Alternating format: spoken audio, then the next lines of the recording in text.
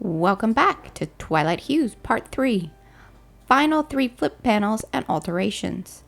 On this one, we're going to go through, come back to the first 2 panels, and then work through the rest of those. As you see here, and then most of it is kind of complete. And I will see you on the other side.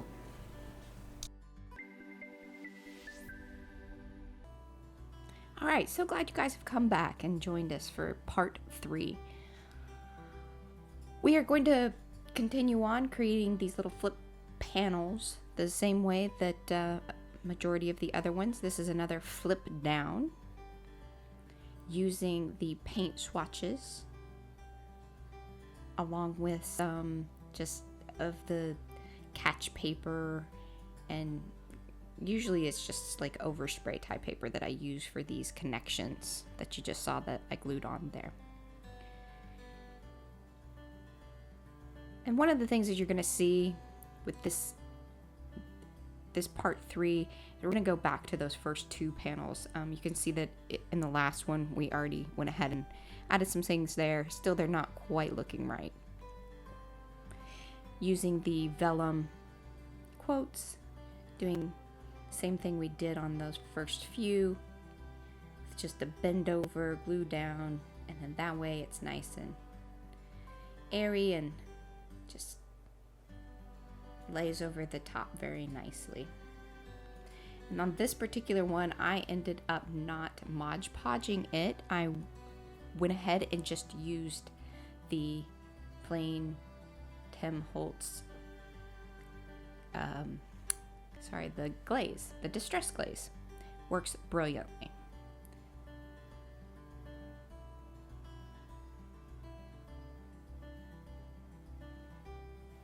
Now come back around to those corners and edges, especially with these paint swatches, they tended to chip.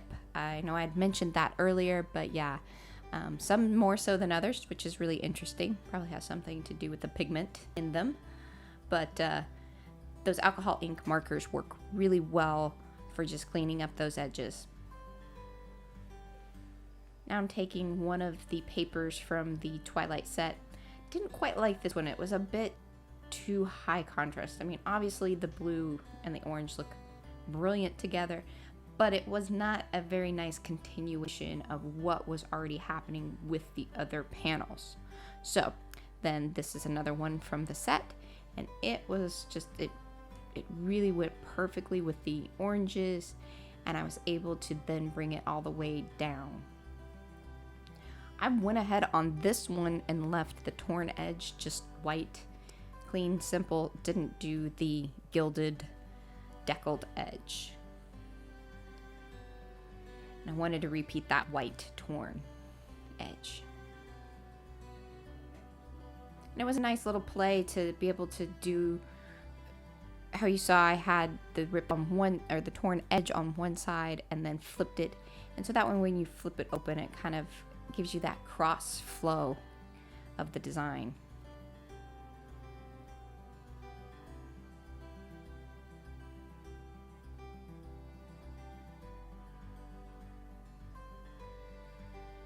I'm trying to get the very most out of this particular paper.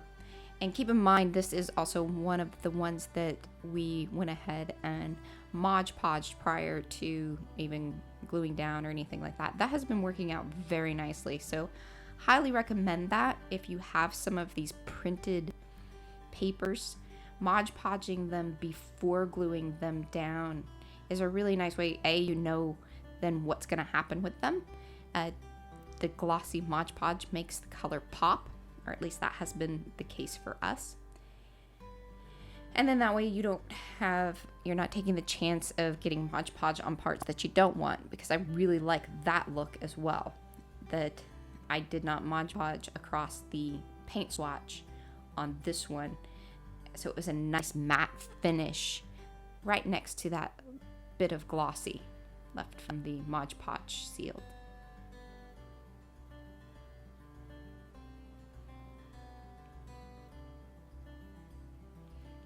Now, one of the things I do wish I would have kept in mind is that there's an added piece to this flip down panel, And if I would have known that that's what I was going to do, I would have put the magnet connection already underneath. I had to come back and you'll see that later on, but just kind of a heads up, something to kind of watch for.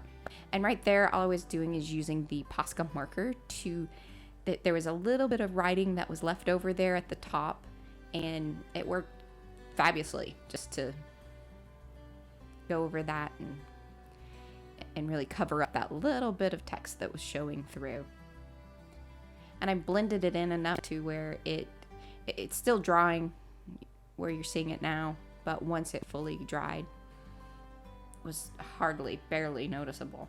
And then I think I came back even with the marker along the edge, and what it did is added a very nice bit of depth to that edge.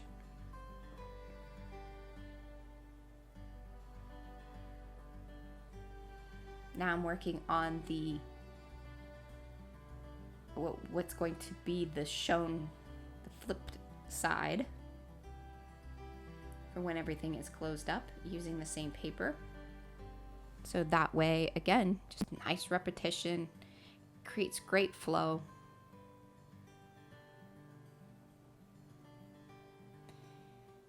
Same technique there with trying to cover up a bit of the writing, and then also just adding a little bit extra mixed media, more interest along that line.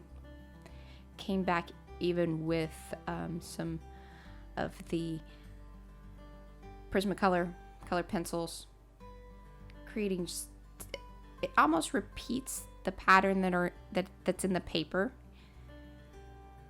but then it's a whole other element, another artistic piece added to the printed.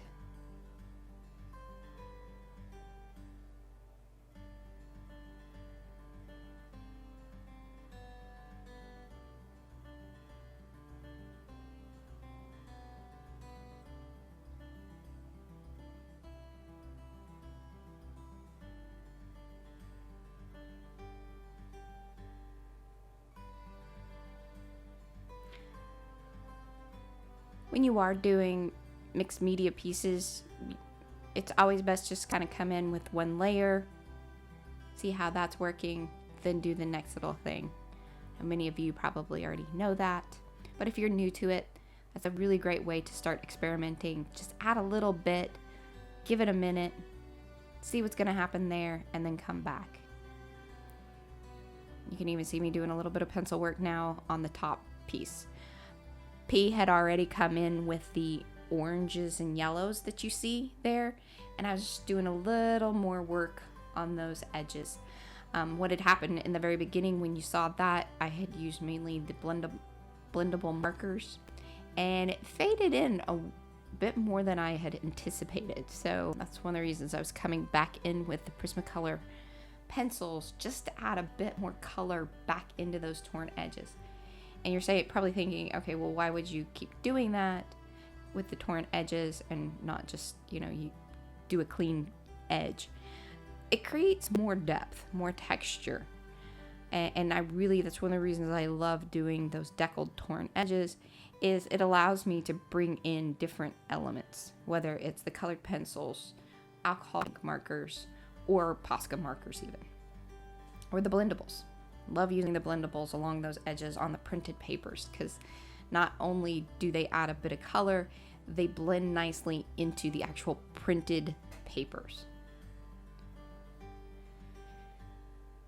And one thing is, as these projects grow, it's a good idea to bring in some of those elements all across all of those panels. And so that is one of the other reasons you saw me using that same pencil across various panels. So I want to make sure that there is a consistency. It's cohesive. Everything is starting to make sense one way or another.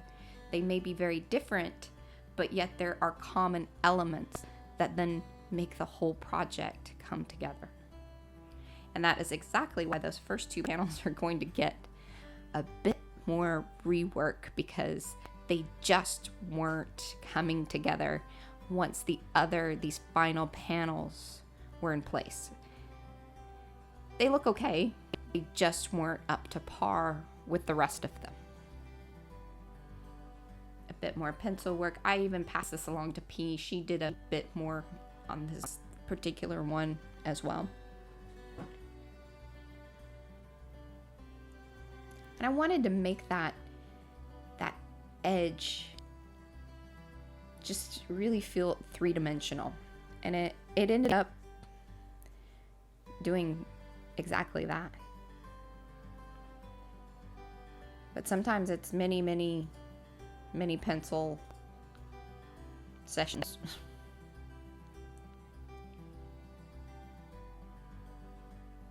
And this is usually the work that I don't have the full-on patience for. And P really, this is where her skills shine, that's for sure. And sometimes she even gets mad at me for doing the little bit of work that I do on these, because she says she has to fix it. So here we are, finally coming back to these first two panels. As I had stated, they just weren't working. The colors deepened so much, I think, is one of the reasons. And then just that speckledy, torn, floating pieces just did not make sense once the other panels were in place. They needed to feel like they all came together at the same time. So I had already used some of this, which is not only some of our catch paper, but it was some of the test paper P had used for her texture paste. So it became a really nifty piece of paper with all sorts of things. And then I believe she came in with a little bit of brushes and maybe some color sprays just to bring in a bit more of the colors for Twilight.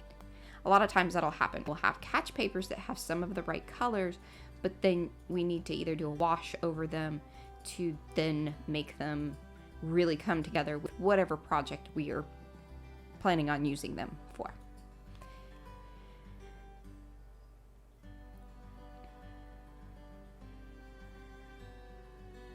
You'll see there's still quite a bit showing through there that I was like, that's just still not gonna work. So piecing in enough of the other torn bits so that edge was nice and had good flow.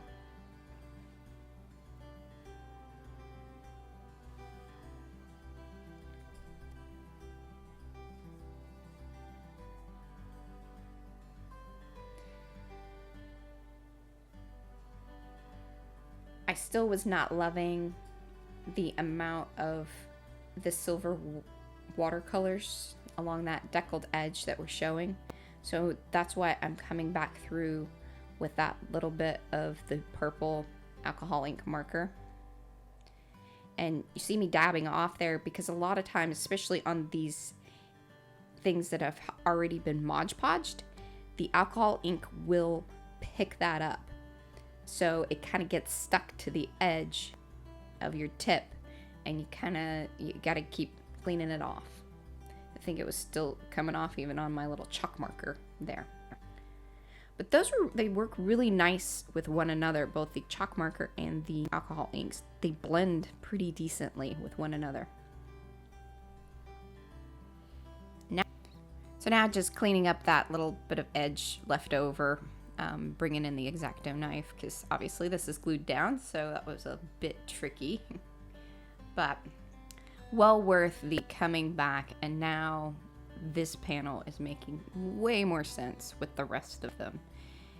And we'll move on to that very first one, bringing in, again, same elements. So the direction and the flow was right. The elements were not. That's what had to be changed. And by bringing in that same paper that not only is used on the one that we just fixed, it was also used on those end panels as well. So repetition is always a good thing in design. It makes it all come together.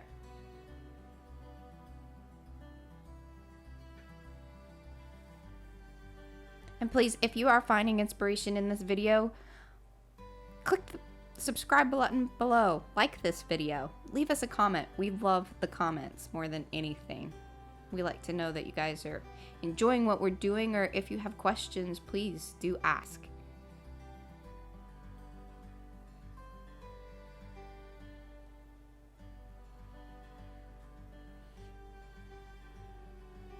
Now just coming back in with alcohol ink markers, just a different kind, and a little bit of the Delusions shimmer sprays. I like these. I don't like them as much as I like the Calero watercolors. Couple reasons is that you can see right there, they don't spray. And I know if you clean out your tip and do all that thing, it's a bit high maintenance of a product as far as keeping it, its usability. So most of the time I just use the brush with it. But I don't like it as much as I like the Calero watercolors. I can achieve the same things.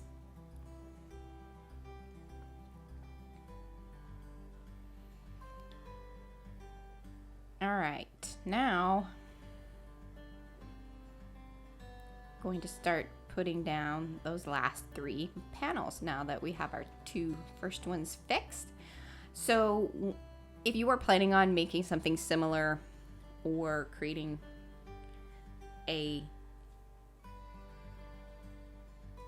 accordion just like this, one of the things you want to keep in mind is how it's folding and how much then you're going to want to leave in your margins for that fold, and then the things that are going to be going into the actual accordion. So that's why in the very center there is more space, because that is actually what is the spine or the larger piece. And I'll talk more about that here in a little bit once we get the other panels done and on. Now, this was kind of a funny one. I knew that I wanted a little bit different of a torn edge. It's like we'd done the diagonals, we'd done the horizontals, done the vertical. Now let's kind of do something a little bit more organic and stalactite, stalagmite type situation. It sort of ended up looking like chompy teeth and needed more. It needed more depth, more interest. I'd have to say one of the things that was a little frustrating about this one is that when I did come back and Mod Podge it and seal it, it pulled up some of the silver watercolor and kind of dulled out the purple in the middle. That made me a little, that was a little frustrating. So something to keep in mind if you are using those Calero watercolors and then coming back and sealing it like with something like Mod Podge, that there's going to be some transfer. Some of it is going to move about, unless what I probably should have done was go in there, seal those edges of the torn edges with the Calero watercolor, then come back again, and then that probably would have saved that transfer issue with happening. So again, very collage-like technique here, creating more depth, breaking up some of those solid lines, because I think that was one of the other things that was causing just that chompy teeth look. It's the best way I can describe that. It needed to have more layers, more levels, and more repetition of that same zigzaggy up and down.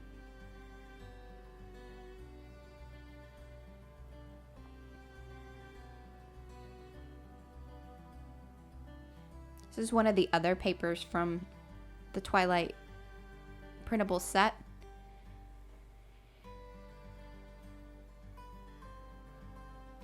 And you can see I'm coming back in there with not only I had done the silver, now adding in the gold, because I thought that was probably one of the other reasons that it was just a bit stark and needed more interest. And you can add that interest by creating not only levels of layers, but then levels of the color. And that needed to happen along those deckled edges.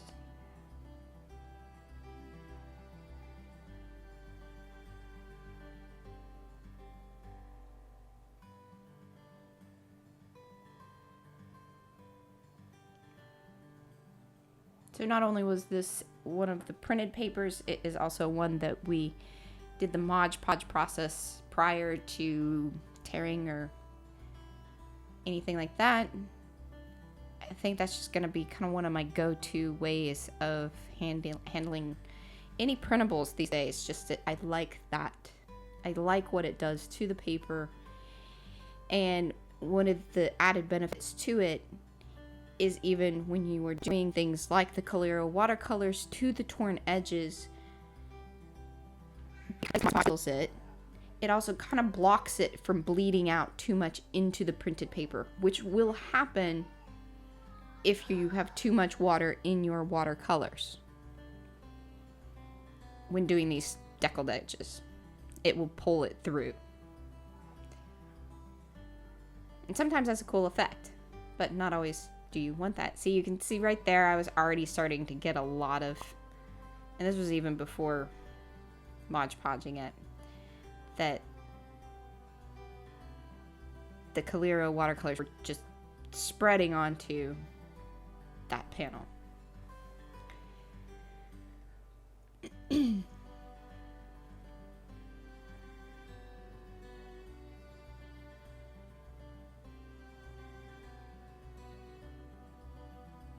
Now finalizing getting this one stuck down along with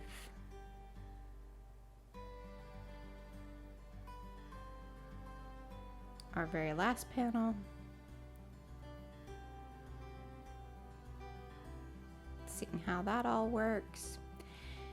I knew at that point it needed to be cut down. So the only two large full-size swatches were in the middle. And that is why it was important, though, to leave that, because I really wasn't sure where that one was going to end up, or even if that was going to be one of the visible top panels, like if it was going to go inside, or was it just going to become something else. But now that that decision has been made, it's time to figure out what goes on the inside. What elements do we need to bring in? And of course, a smart thing to do would be to bring in those same pieces that we had already brought in at those first two panels, which you now see all there. All right, so now we've made some choices regarding the colors of the panels that are going to go on the inside. Now, trying to figure out which of the quotes that I have left are going to work. I had planned on this actually being a fold out panel with the quote on it, but it turned out that I actually ended up making a little tag. And so since I knew what I was doing, I'm going to incorporate the magnet into the build rather than it being kind of an afterthought, which it tends to be just is the nature of some of these things. So much as the flip down panels and the very beginning, this is going to, so I wanted it to open up like a book on the two ends. So this one flips out to the right and the one on the left flips out to the left. One of the other reasons I did that is I didn't want any obstruction of, like, once everything was opened up, it wasn't going to bump into something else. And that is why all of the panels then flip down rather than having any of them flip up, because then that would have covered up some of the whole top run accordion. That one piece of catch paper with the texture, and again, that was just that was some of P's test texture paper, which then became its own awesome thing. use on the inside of that flip open panel. Got it all glued down. Probably in hindsight shouldn't have glued it down right then. It would have been much easier to do, but I just used another card to go ahead and cut out and then glue down on the inside. At times when I'm at the end of these projects, I start making those types of mistakes where it's just like, oh, let's get this down, let's get this done. Because Twilight had been in our life for quite some time. Had a little torn edge at the very top there where it didn't quite cover up the front panel. This was the back side. So went ahead and just did another little torn piece. Kind of worked it in there.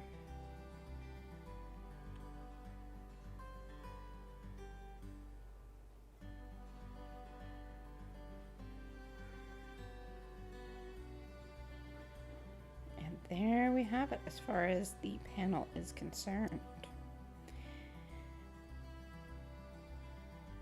So at this point, I was still trying to figure out how it was going to slide in.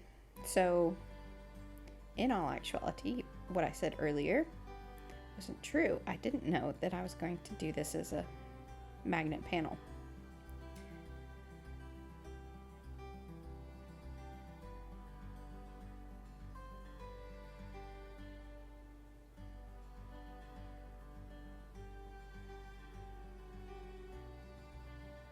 I needed something long enough.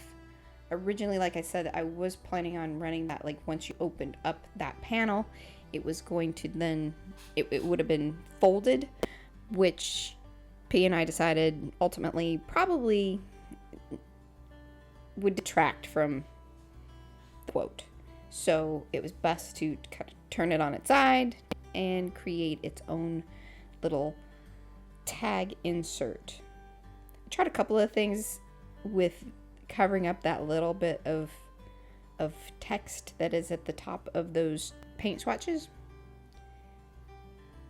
You saw that's what I was trying to do with the Prismacolor. That did not work.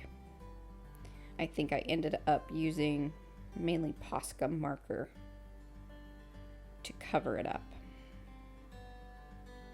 In fact, then I think even some of the little pieces that I'm building out now with a little bit of a collage and torn edge cover up what I needed to on the rest of that you see at the very little tippy top there.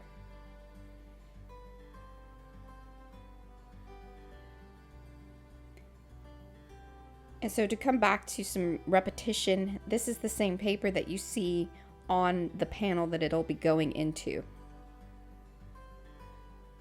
which I thought was a pretty cool effect. It's kind of like you're taking a piece of it out and you know where its home is because it matches up and has that same paper. And I'll drop a card in the top here.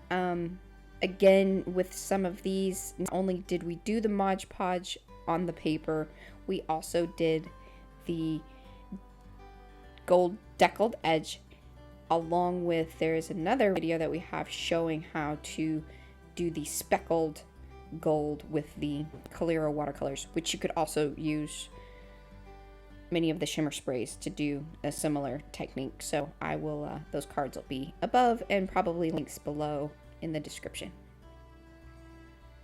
I don't know how many of you use the deckled decorative scissors, but I love those. Those are my most favorite ones. I have a set that a friend so nicely lent us and then just said go ahead and keep those, and I use them quite often.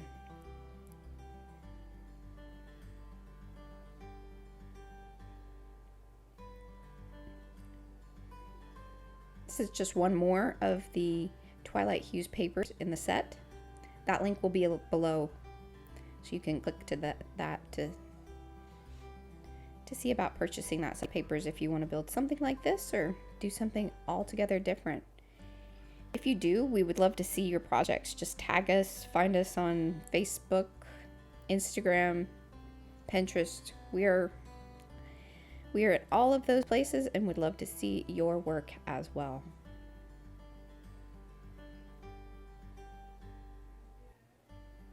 Going ahead and using the Delusions shimmer spray that doesn't spray.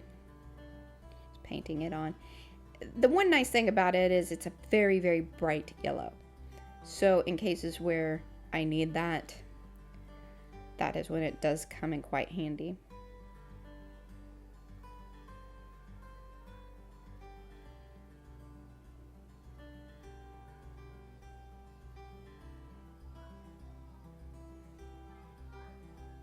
So just bringing in more of those repeat elements, or trying to kind of figure out where and how that's going to A, attach to that panel, and B, how it's going to make the most sense bringing in the same elements. Because right now, I now know I'm going to do the magnet like I said earlier. And I love this idea because it also repeats that diagonal torn edge. So everything kind of points to the middle, which is a great thing to do in design. You want to point the eye and keep people engaged and in circles, or pointing to the centerpiece.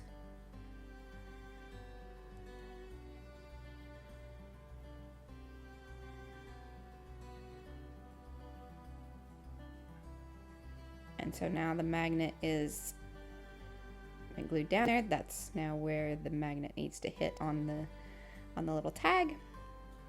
Probably one of the quickest, best ways I've ever done it. It's you just saw me do it there. Usually doesn't go that smoothly. There's usually a few tries at lining it up and getting it on there just so. And I liked this idea that, you know, by pulling this tag off, there's that similar paper along with the similar diagonal. A lot of great repetition and symmetry there. One of the other nice things about doing some of those papers with the Mod Podge, pre-Mod Podging them, is then when you're doing additional things like this, they don't bleed into one another. So now that brings us to the end here of our third video. We'll see you in video 4. Be sure to like this video, leave us a comment, and subscribe if you haven't already. Ring the bell, and we'll see you next time.